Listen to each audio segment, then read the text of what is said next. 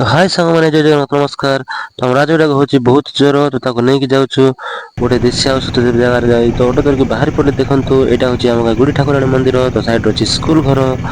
ତ ଆମେ ଆଗରେ ବାହାରି ପଡିଲୁ ତ ଆଗରେ ଯ ଯୋଉ ହେଇଗଲା ବର୍ଷା ତ ସାଇଡ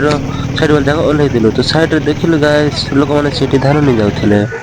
ତାପରେ ଟିକେ ଆଗରେ ଗଲା ପରେ ପହଞ୍ଚିଗଲୁ ଫୁଫୁ ଗାଁ ତ ସେଠି ଗଣପତିଙ୍କର ବିସର୍ଜନ ଚାଲିଥିଲା ଦେଖନ୍ତୁ ଜଣେ ଡାନ୍ସ କରୁଛନ୍ତି ବଢିଆ ତ ଫାଇନାଲି ଗାଇସ ଆମେ ପହଞ୍ଚିଗଲୁ ଇନ୍ଦ୍ରାବତୀ ଘାଟିରେ ମାନେ ସେଇଟା ହଉଛି ଡାଉନ ଆଗରେ ଅଛି ଘାଟି ତ ଫାଇନାଲି ଏବେ ପହଞ୍ଚି ଗଲୁ ଛକରେ ଯୋଉ ଟିକେ ଆଗରେ ଗଲେ ସେପଟେ ଇନ୍ଦ୍ରାବତୀ ବ୍ରିଜ ଅଛି ଏପଟେ ଘାଟି ଅଛି। ଦେଖିପାରୁଥିବେ ଗାଇସ ସେଠି ଲୋକମାନେ ଠିଆ ଉଠୁଛନ୍ତି ଗାଡି ଫାଇନାଲି ଗାଡି ଧରିକି ବାହାରି ପଡିଲେ। ତ ଏଇଟା ହଉଛି ବାରିଆଘାଟର ଘାଟି ତ ଘାଟି ଚଢିକି ଗୋଟେ ଡାଉନ ଅଛି ସେଠି ଓହ୍ଲାଇଲା ପରେ ଫାଇନାଲି ପହଞ୍ଚିଗଲୁ ବାରିଆଘାଟ ଦେଖିପାରୁଥିବେ। ଏଇଠି ଘର ଅଛି ତାପରେ ଆମେ ଓହ୍ଲେଇ ପଡିଲୁ ଆମ ରାଜବେଟା ଆଗରେ ଚାଲିଛନ୍ତି ତା ମା ସହିତ ମୁଁ ଚାଲି ତାଙ୍କ ପଛରେ ମୋ ସହିତ ଆସିଥିଲା ଆମର ଭଣଜା ଆଉ ପିଲାମାନେ ଦେଖନ୍ତୁ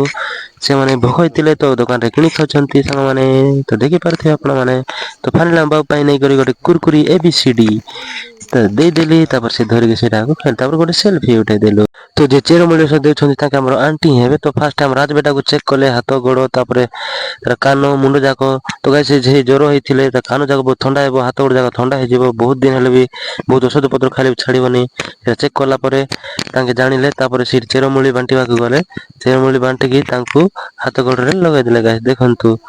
ତାପରେ ଦେଖନ୍ତୁ ଆମକୁ ମୁଣ୍ଡରେ ଘଷି ଦେଲେ ଔଷଧ ତାପରେ ହାତ ଗୋଡରେ ଲେପି ଦଉଛନ୍ତି ଗାଇସ ସେଇଟା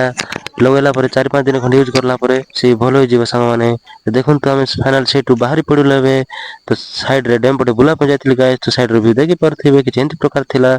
ସାଙ୍ଗମାନେ ରାସ୍ତା ପଛଆଡେ ଗୋଟେ ବଢିଆ ପର୍ବତ ଅଛି ତ ମୁଁ ସେଇପଟେ ସେଲଫି ନେବାକୁ ଯାଇଥିଲି। ସାଙ୍ଗମାନେ ଆଜି ଭିଡିଓଟି ଭଲ ଲାଗିଥିଲେ ଲାଇକ୍ କରିଦେବେ ସେୟାର କରିଦେବେ ସାଙ୍ଗମାନେ